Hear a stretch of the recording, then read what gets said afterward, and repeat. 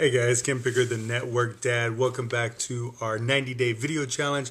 And today, I got right here in my hand, I got five issues that bloggers do in the beginning. 5 mistakes that can be easily avoided if you know what to do. And number one, we're going to count down from 5 to 1.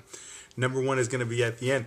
And it's very simple, guys. And it's really starting to be a pet peeve of mine because I see it all over the place. So, here we go. Ready? Number 5, coming at you.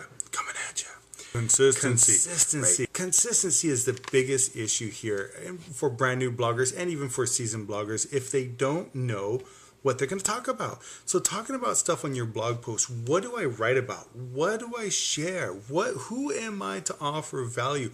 Who is my audience? All these things come up in the beginning. That doesn't really matter. Just do.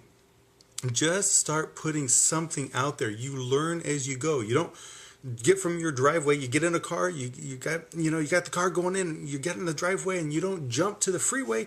You go to the roads, 25, then you go to the expressways and you go to the freeways and you keep going, moving on up the progression.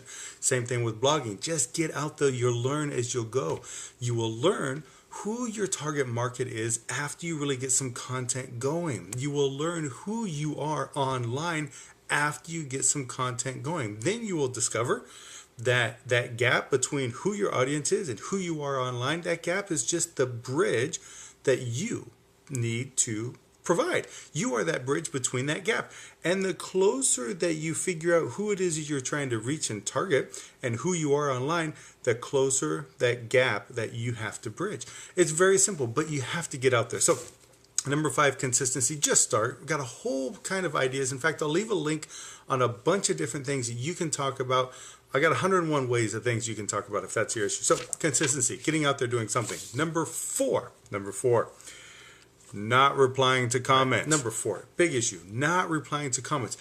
The whole thing about social media and blogging is the engagement factor. People want to know that you're a real person. So replying to comments, unless you're a celebrity, it's going to be in your best interest to complete that circle of engagement. Follow up with people that leave comments because they took their time to say, hey, great post, or I really like what you talked about here.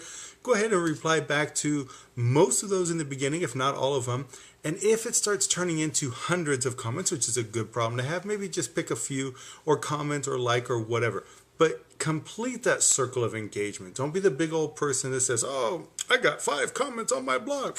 Whatever. Those 5 people are reaching out to you. Reach back. All right.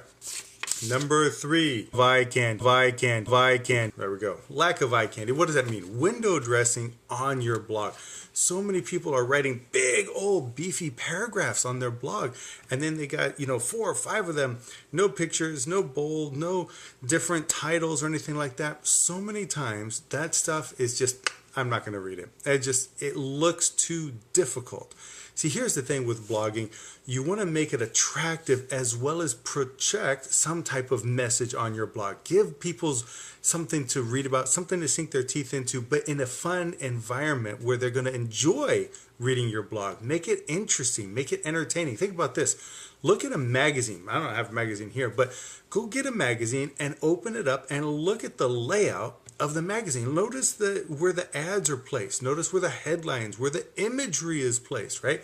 And how sometimes certain things are called out in a separate box, or the quotes around certain areas. That's all eye candy. So bring it on your blog. All right, that was number 3. Number two, no call to action. Call to action. Here's the thing. You write this great headline. Okay, you learn about headlines. You write this great piece of content here. You tell them what you're going to tell them. You tell them, and then you tell them what you just told them. That's one way to go about doing it, right? Well, the close, the topping, the icing, the cherry on top of the icing on the frosting on the cake, that's the call to action. If you want to increase opt-ins, you want to increase whatever, leave a comment below or subscribe, whatever it is, have a clear call to action. In fact, when you come down through your content, start dripping the concept of whatever it is your call to action is going to be throughout your post. What a great idea, right? Leave an idea. Say, you know what, guys, I'm going to talk about XYZ today, and I know you're going to be pretty passionate about it as well. Believe me, I'm going to leave you a spot at the very end of this to leave your 2 cents. But first, let me tell you about da da da da da. And then you tell him, and he's like, you know what? And I know you're going to get all hot and bothered of it, and so I definitely can't wait to be able to hear your comments below. But I got 2 more points. Da da da da da. Now it's your turn. I've given you XYZ points. I've given you this topic here. Now go ahead and leave me your comments, because I know you got some excitement and you want to share with the community, and you want to bring some value as well. Just a couple of ideas to engage with your posts. Leave some comments, or leave that call to action so people can comment, subscribe, and make it clear. Give them maybe a 3-step process, like if you want them to subscribe. Here's what I want you to do. Step 1, I want you to click on this link, because you're going to be taken to a page where you're going to see this video and you're going to get the benefit. What you're going to do next is click on that link, leave your best information, your best email in there. You hear the cat is telling you as well. Leave your best contact information in there and watch the video. And I want you to pay attention to some point of benefit in that video. Cause them to want to connect in that, right? Okay.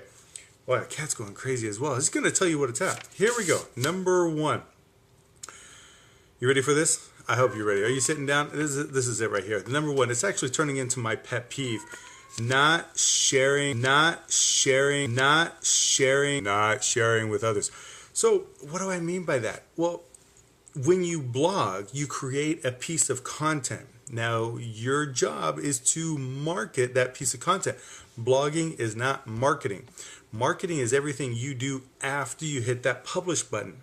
So once you create your value added piece of content, you have to get it out there. The very first thing you ought to do, the very first, is go to the front page of your blog.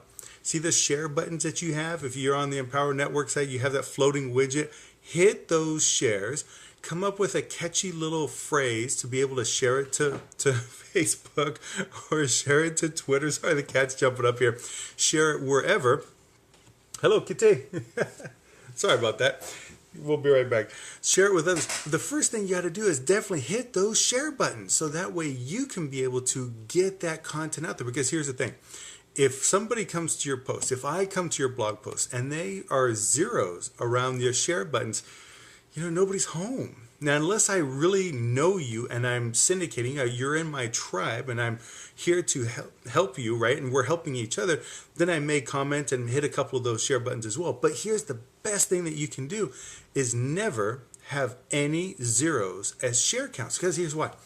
If I come to 2 posts and they're equally entertaining, or they have all different kinds of insight, and one of them has all kinds of counts going on, there's activity, right? Versus the other post that has 0 activity. It's like, well, nobody's home. Boy, this one, there must be something going on to this post. Think about this. You're driving by a couple of stores. In one store, you see the windows, you see all the stuff in it. There's nobody there, like a mattress store. There never seems to be anybody at the mattress stores or whatever. Nobody's there. But right next to it, there's people all over the place. So many people all over the place. You can't even see what's inside.